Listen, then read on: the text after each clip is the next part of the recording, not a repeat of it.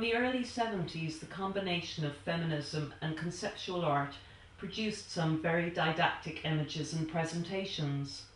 However, there were some artists who understood that the politics of liberation did not necessarily demand the exclusion of other elements of the human character. Artists such as Linda Bengals and Hannah Wilke brought a welcome wry humour to their performances. Art objects and photographs. Wilke, in particular, combined the confrontational approach of radical feminism with the conventional signifiers of male glamour, employing her good looks as a device within her artistic critique of male hegemony. In 1972, she performed a striptease behind the famous large glass of Marcel Duchamp at the Philadelphia Museum of Art. Flip 30 years, and thankfully, we find a context whereby the achievements of the early feminist movement in art have been fairly well secured, and many of the women artists working today can open their practice to this broader approach. Thinking of artists like Sue Williams, Gillian Wearing, or Pippi Lotti-Reist, I would argue that a general playfulness resides in all their work.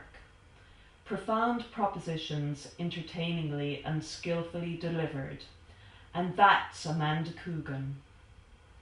Though she produces photo works and videos, Coogan is a performance artist, and as such, her art begins with her body.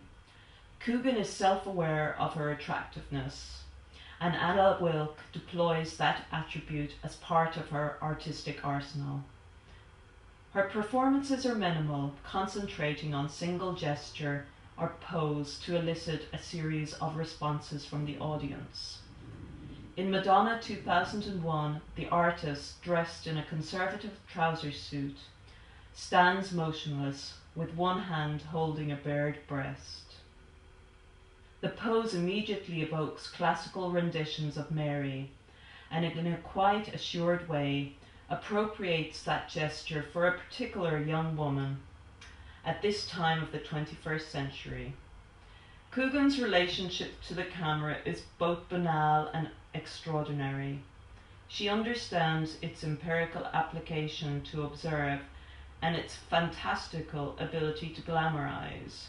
So in works such as Madonna 2001 and The Fountain 2000, the camera acts strictly as a recording device, its fixed focus purporting to replay the action as it occurs.